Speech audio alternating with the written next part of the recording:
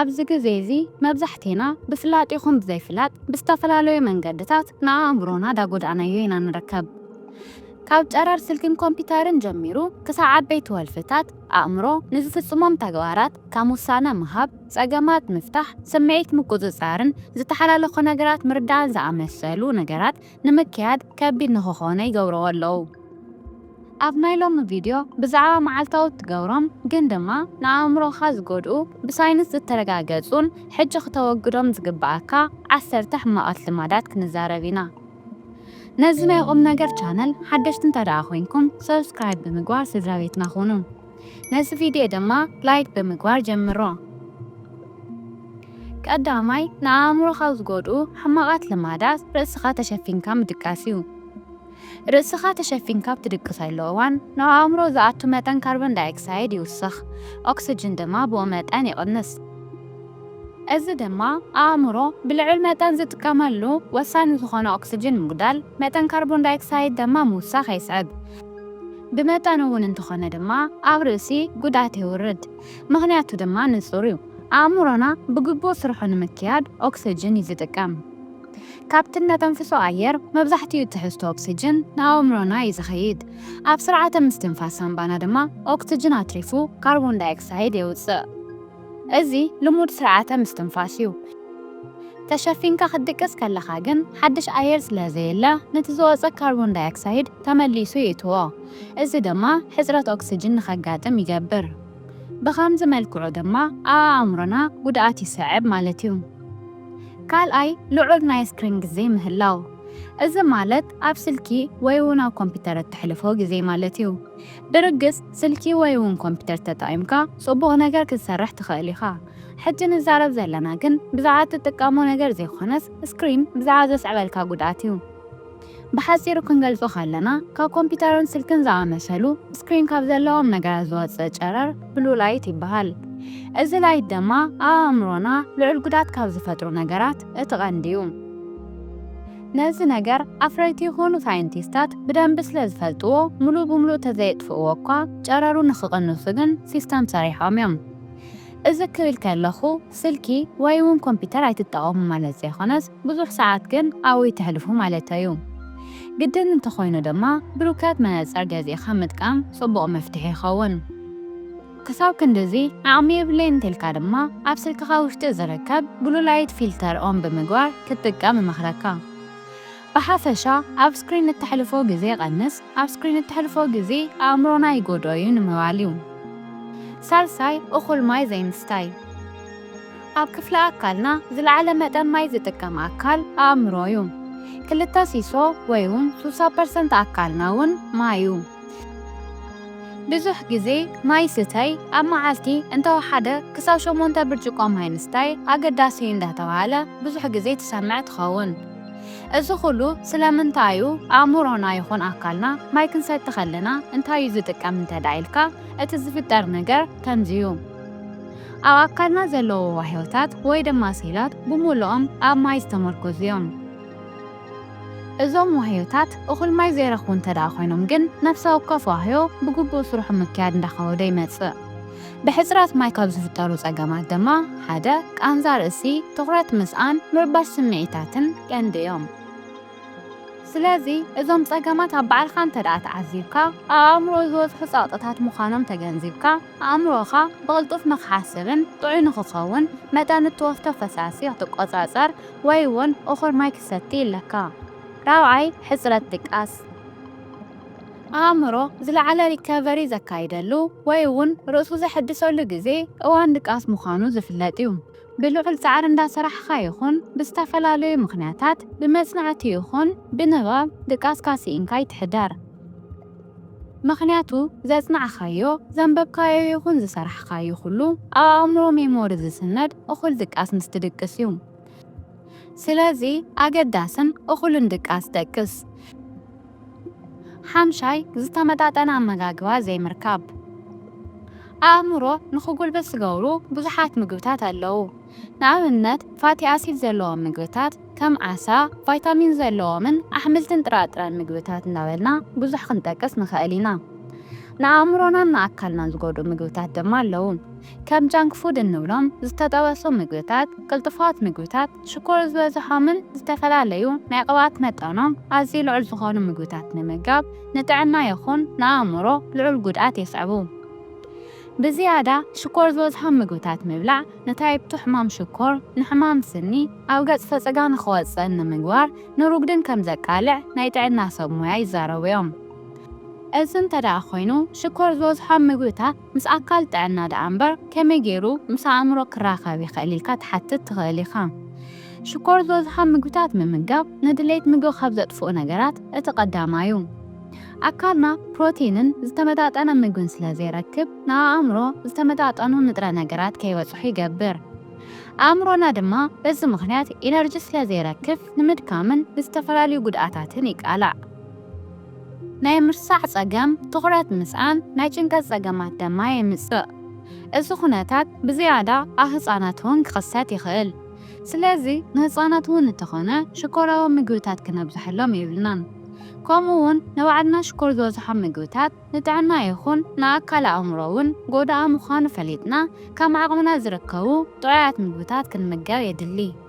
ሻድሻይ ኣብ ዝበሉ ድምፅታት ምስማዕ። እዚ ብልዑል መጠን ኣእምሮና ካብ ዝርብሹ ነገራት እቲ ሓደ እዩ። እዚ ብኽልተ ኩነታት ክኽሰት ይኽእል። ቀዳማይ ኣብ ከባቢና ዘለዎ ነገራት ንኣብነት ኣብ ጥቓና ዝርከቡ ሙዚቃ ቤታት፣ ሳዕስዒት ቤታት፣ ናይ መኪና ድምፅታት ከምኡውን ኣብ ፋብሪካ ዝወፁ ዝኾነ ዓይነት ናይ ማሽን ድምፅታት በብቑሩብ ንኣእምሮና እንዳጎድኡን ኣብ ውሽጥና ዘሎ ናይ ምርጋፅ ስምዒት እናረበሹን ዝኸዱ ነገራት እዮም። እዞም ነገራት ርእስና ከይሰማዕና ብዝረግኣ መንፈስ ንኸይንሓስብ ይገብሩና። ሓደ ሰብ ምስ ርእሱ ጽቡቕ ግዜ ንምሕላፍ ጸጥ ዝበለ ከባቢ የድልዮ። እዚ ድማ ኩሉ ግዜ ኣብ ዝበለ ድምፂ ዘለዎ ቦታ ንሕልፍ እንተደኣ ኮይና ብልዑል ኩነታት ኣእምሮና ሓይሉ እናሰኣነን እንዳተጎድአን ይኸይድ ማለት እዩ። ነዚ መፍትሒኡ ምናልባት ገለ ሰባት ክገብርዎ ርኢኹም ክትኮኑ ትኽእሉ ኢኹም። ኣብ እዝኒ ጡጥ ምግባር፣ ናብ ውሽጢ ዝኣቱ ድምፂ ድማ መጠኑ ምቕናስ እዩ። ስለዚ ብዝተኸኣለ መጠን ብሄድፎናት ኣቢልና ድምፂ ክንሰምዕ ከለና ድምፂ ትሑት ጌርካ ምስማዕ ካብ ሓደጋታት ኣእምሮ ከም ዝከላኸል ኩሉ ግዜ ምዝካር ኣይትረስዕ። ሻውዓይ ወልፊ። ናይ ኣእምሮ ጥዕና ዝትንክፍ ብዙሕ ዓይነት ወልፊ ኣሎ። ካብኣቶም ብልዑል ደረጃ ናይ ፖርኖግራፊ ወልፊ ኮይኑ ካብኡ ቐፂሉ ግና ብልዑል ኩነታት ናይ ኣእምሮ ጥዕና ካብ ዝጎድኡ ወልፍታት ሽጋራን መስተን ኣብ ቀዳማይ ደረጃ ይምዝገቡ። ኩላትና መስተን ሽጋራን ዝተፈላለየ ጉድኣት ከም ዘለዎ ንጥዕና እውን ተስማዕማዕቲ ከም ዘይኾኑ ንፈልጥ ኢና። ኮይኑ ግን ሎሚ ዝነግረካ ነገር ኣብ ኣካልን ኣብ ጉበትን ከምኡውን ኣብ ሳምባ ዘለዎም ጉድኣት ዘይኮነስ ክልቲኦም ወልፍታት ብቐጥታ ናይ ኣእምሮ ናይ ምሕሳብ ዓቕሚ ከመይ ከም ዝጎድኡ እዩ። ኣእምሮ ንምሕሳብ ልዑል ዝኾነ መጠን ኦክሲጅን ይጥቀም። ሽጋራ ምትካኽ ድማ ንኣእምሮ ዘብፅሕ መጠን ኦክሲጅን ብልዑል ኩነታት ንኽቕንስ ይገብሮ። ካብኡ ብተወሳኺ ሽጋራ ኣብ ውሽጡ ብዝሓዞ ኒኮቲን ኣቢሉ ንኣእምሮ ግዝያዊ መነቓቕሒ ግን ድማ ብዘይ ኒኮቲን ከም ዘይነቅሕ ይገብሮ። እዚ ድማ ኣእምሮ ቁሩብ ንቕሕ ንምባል ካብ መዓልቲ ናብ መዓልቲ ዘድልዮ መጠን ኒኮቲን እንዳወሰኻ ካብ ሓደ ሽጋራ ናብ ሓደ ፓው ናብ 2 ፓው እንዳዓበየ ናይ ሽጋራ ጽጋዕተኛ ክኸውን ይገብሮ። ብኻሊእ ቋንቋ ወልፊ ንኽሕዘካ ይገብር ማለት እዩ። በዚ ምኽንያት ድማ ኣእምሮ ብልዑል ኩነታት እንዳተጎድአ ይኸይድ። ናብ ኣልኮላዊ መስተ ክንከይድ ከለና ድማ ሓደ ሰብ ኣልኮል ኣብ ዝወስደሉ እዋን ዶፓሚን ብልዑል ኩነታት ኣእምሮ ክፍኖ ይጅምር። ዶፓሚን ናይ ሓጎስ ሆርሞን እዩ ዝበሃል። እዚ ኬሚካል ተፈጥራዊ ብዘይኮነ መንገዲ መጠኑ ምስ ወሰኸ ግዝያውነቱን ጽጋተኛነቱን ኣዝዩ እንዳወሰኸ እዩ ዝኸይድ።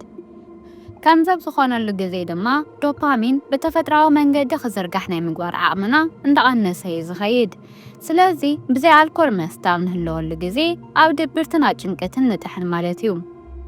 እዚ ድማ ብቐጥታ ኣልኮል ምስ ኣእምሮ ዘለዎ ርክብ የርእየና። ስለዚ ኣልኮል ምጥቃም ክተቋርፆ ካብ ዝግበአካ ቀንዲ ነገራት እዩ። ብሓፈሻ ዝኾነ ዓይነት ወልፍታት ኩሎም ንኣእምሮ ጎዳእቲ ምዃኖም ተገንዘብ። ግን ድማ ብዋናነት ካብ ሽጋራን ካብ ኣልኮላዊ መስተታትን ተቆጠብ። ሻምናይ ብዙሕ ስራሕ ብሓንሳብ ምስራሕ። ኣብ ሓደ ግዜ ውሽጢ ብዙሕ ሓሳብን ስራሕን ኣብ ዝህልወሉ ግዜ ትኹረትና ስለ ዝበታተን ኣእምሮ ናይ ምዝካር ዓቕሙ እንዳተጎድአ ይመጽእ።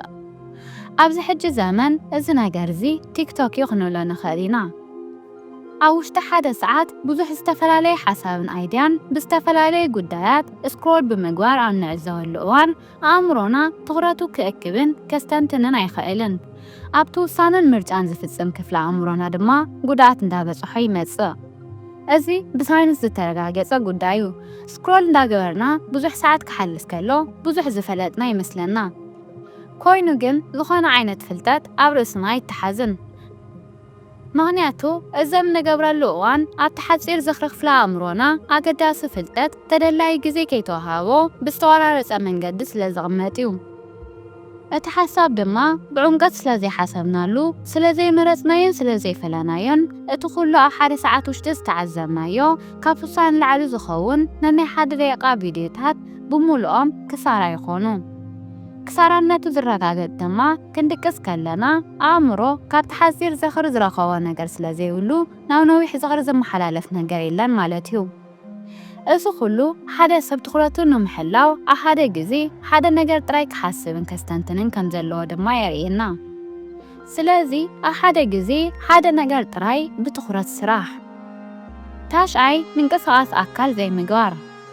ንምዝካርን ትኹረትን ንቕሓትን ካብ ዝጠቕሙና ነገራት እቲ ቀንዲ ምንቅስቓስ ኣካል እዩ።